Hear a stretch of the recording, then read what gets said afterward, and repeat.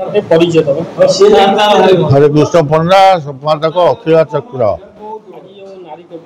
विद्युत प्रभा जन्मस्थान जो कार्यक्रम ना आज नाट्य नारी कवि विद्युत प्रभा दास प्रतिमूर्ति को श्रद्धांजलि देवा सहित निजस्व साधना क्षेत्र बुली देखिलु एवं साहित्य संसद सहयोग आम अखिल चक्र जो उत्सवटी कलु बेस आनंदित आउ बहु विशिष्ट व्यक्ति साहित्य संसद जोग देते सभापति संपादक एमाने जहा आम आभिमुख्यटी को प्रशंसा करम आसिया फल से बहुत खुशी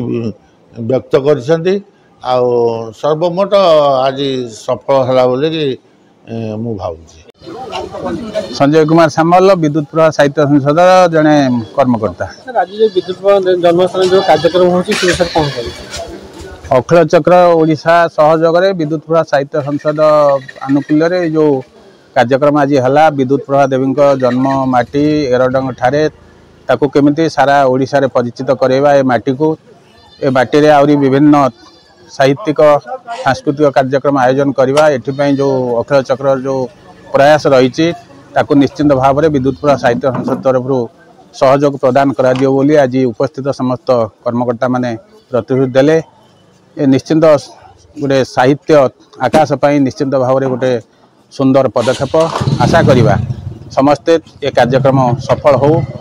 जो अखिल चक्र जो लक्ष्य रही जो उद्देश्य रही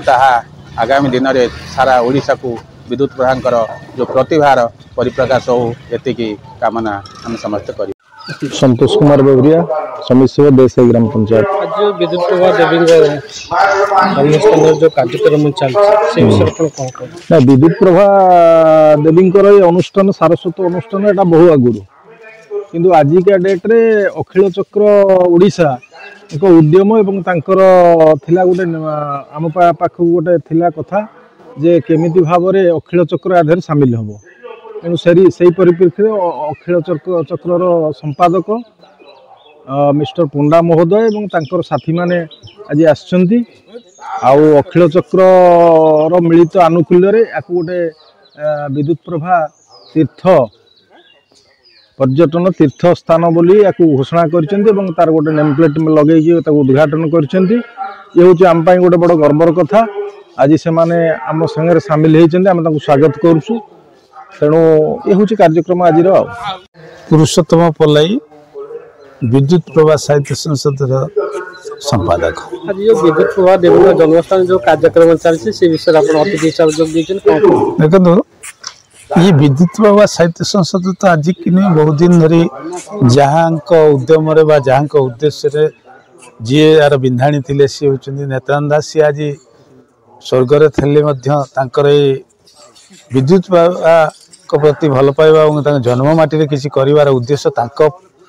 कति थिला और सी आम मान समस्त को एकजुट करी गोटे साहित्य संसद कर जहाँ सी आज नाहंती किंतु निखिल चक्र ओडिशा तार प्रयास एठी गोटे सारस्वत तीर्थ हिसाब रे ताकू घोषणा करुँच समस्त सहयोग और सहानुभूति रे ये कार्यक्रम आगे चली एवं ए प्रकार जिनस को आम अंचलवासी के विनम्र अनुरोध करूँ सी समस्त सहयोग हेल्ले ये निश्चिंत आगामी दिन में गोटे भल प्रयास हम और भल कार्यक्रम हम ये अंचल लोक काली परिचय दब मु विद्युत प्रभा माटीर जन्म होईटा हूँ लोकों वार्ता लोक निश्चिंत सहयोग करेंगे यह मोर कामना।